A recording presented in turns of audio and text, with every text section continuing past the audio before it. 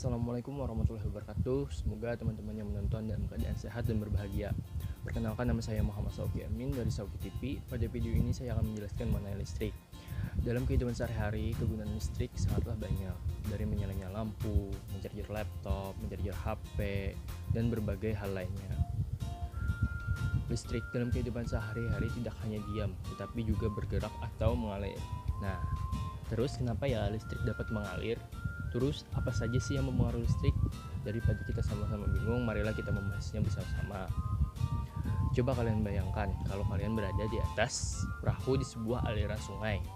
Maka hal ini sangatlah mirip seperti aliran listrik di sebuah kawat.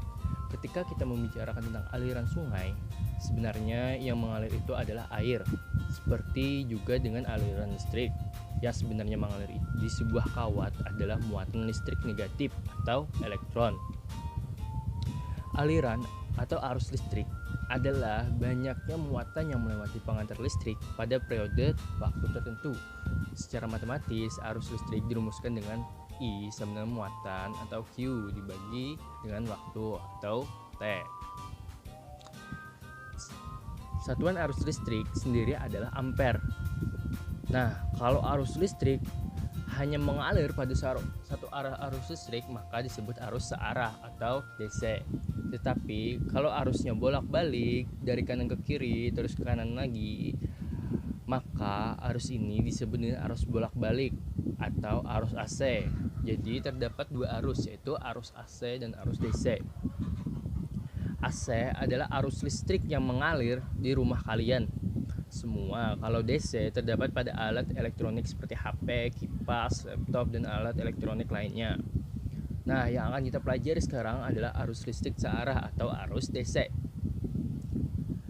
Tadi kita sudah tahu kalau aliran listrik adalah elektron yang mengalir pada suatu kawat. Tapi kenapa elektron mengalir? Kenapa tidak diam? Padahal kan bergerak itu membutuhkan energi, sedangkan diam itu tidak.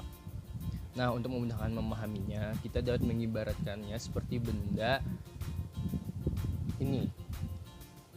Ketika dipegang di atas kemudian dilepaskan, maka benda akan jatuh ke bawah. Hal ini dikarenakan gravitasi. Ketika benda yang dilepaskan, energi potensial berubah menjadi energi kinetik. Pada saat benda ini berada di atas, maka energi potensialnya maksimal. Sedangkan ketika jatuh dan berada di bagian bawah seperti ini, maka energi potensialnya akan minimum. Hal ini dapat dilihat bahwa benda bergerak dari energi potensial yang lebih tinggi menuju energi potensial yang lebih rendah. Sama halnya dengan muatan listrik, dia akan bergerak pada potensial yang lebih tinggi ke potensial yang lebih rendah karena adanya gaya Coulomb. Perbedaan potensial ini disebut dengan tegangan atau voltase. Tegangan atau voltase adalah energi yang dibutuhkan untuk memindahkan muatan listrik sebesar 1 Coulomb secara matematis. Tegangan atau V sama dengan energi atau E dibagi dengan muatan atau Q. Jadi jika seandainya kita membutuhkan 1 Joule untuk memindahkan 1 Coulomb dari titik A ke titik B, maka tegangan atau beda potensial antara titik A dan titik B sama dengan 1 Joule per Coulomb atau 1 volt. Tunggu deh. Muatan yang besarnya 1 Coulomb artinya muatannya positif. Padahal kan aliran listrik bermuatan elektron. Hal ini karena muatan listrik yang mengalir itu bermuatan negatif, bukan positif, jadi tegangnya harusnya negatif, bukan positif. Nah, hal ini dikarenakan arah arus listrik berlawanan dengan arah aliran elektron. Kenapa bisa begitu? Untuk menjawabnya, maka kita akan kembali pada abad ke-18 ketika arus listrik ditemukan oleh Benjamin Franklin. Dia berasumsi bahwa listrik mengalir dari benda yang kelebihan muatan yang disebutnya bermuatan positif menuju ke benda yang bermuatan negatif atau kekurangan muatan.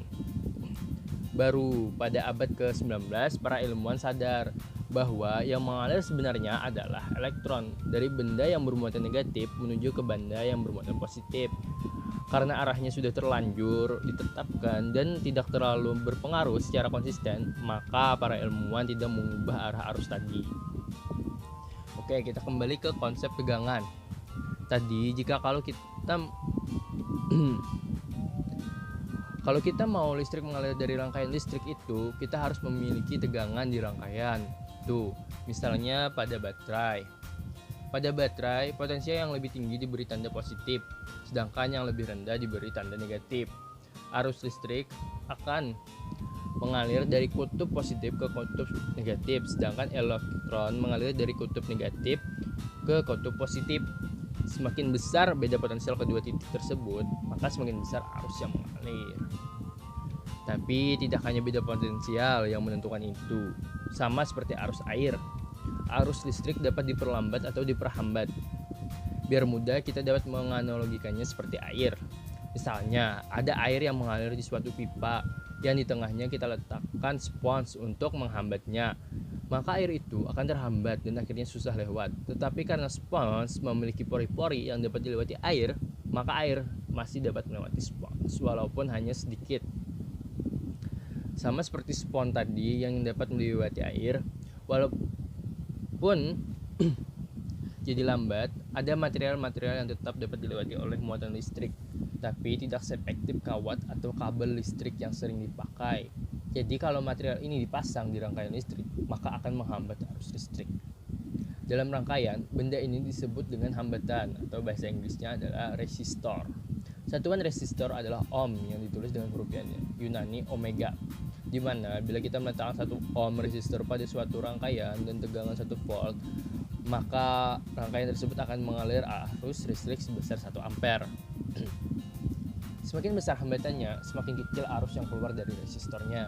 Secara matematis, hubungan ini dapat dinyatakan dengan arus atau I sama dengan tegangan atau V dibagi dengan hambatan atau R. Persamaan ini disebut dengan hukum Ohm yang ditemukan oleh fisikawan Jerman bernama Georg Ohm pada tahun 1827. Hambatan atau resistor ini bentuknya bermacam-macam, seperti lampu yang mengubah energi listrik menjadi energi panas. Nah, pokoknya ketika komponen yang dialiri arus listrik terus, dia menjadi tambah panas, jadi nyala, atau jadi gerak. Nah, bisa dipastikan bahwa komponen ini memiliki hambatan listrik. Besarnya hambatan pada suatu resistor dipengaruhi oleh beberapa faktor. Yang pertama, jenis bahan yang digunakan. Setiap bahan memiliki kemampuan untuk menghambat listrik berbeda-beda. Yang kedua, panjang hambatan. Semakin panjang resistornya, maka semakin besar hambatannya. Dan yang terakhir adalah luas penampang resistor. Semakin lebar resistornya, maka semakin mudah arus lewat, sehingga hambatannya berkurang. Oh ya, kalian tahu nggak sih, kenapa alat-alat elektronik kebanyakannya menggunakan arus searah atau arus DC? Kenapa bukan arus bolak-balik atau arus AC? Nah, hal ini dikarenakan beberapa jenis komponen elektronika memang mengharuskan pakai arus DC, misalnya elko atau dioda. Komponen ini hanya bekerja normal jika disuplai arus listrik dari arah tertentu saja, sesuai polaritasnya, serta tegangan yang dibutuhkan pun relatif kecil antara 5-12 volt. Sedangkan arus AC polaritasnya kan bergantian arah dan frekuensi umumnya sekitar 50-60 siklus per detik. Tapi sekarang alat elektronika dapat menggunakan arus AC juga. Nah, untuk mengakalinya, maka alat elektronika harus menggunakan modul adaptor di dalamnya supaya bisa pakai sumber listrik AC. Serta tegangan yang dibutuhkan pun relatif Selain itu, sumber daya pada arus searah atau DC bagus digunakan kepada alat-alat elektronika karena mendukung portabilitas atau dapat dibawa kemana saja, seperti baterai pada laptop, baterai pada HP. Oke, mungkin itu saja penjelasan yang dapat saya sampaikan.